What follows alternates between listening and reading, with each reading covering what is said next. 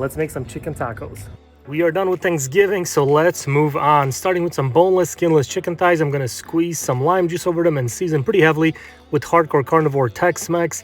These are looking and smelling great. Move these off to the side. Now we prep our pico, tomatoes, onions, jalapeno, cilantro, more lime juice, salt. Mix all that together and let this sit for a little bit. It's looking awesome. The Big Green Egg's fired up for direct grilling, cruising at about 450 degrees. Chicken goes on. Couple minutes on each side. Cook these to about 170, and look at that, nicely charred up, great color on the outside. Pull them off and chop them up, and now we assemble caramello tortillas, plenty of our chicken, and the delicious fresh pico goes on top. And these tacos are looking and smelling great. It's a nice break from all the Thanksgiving food, and these are delicious. Give these guys a try and let me know what you think.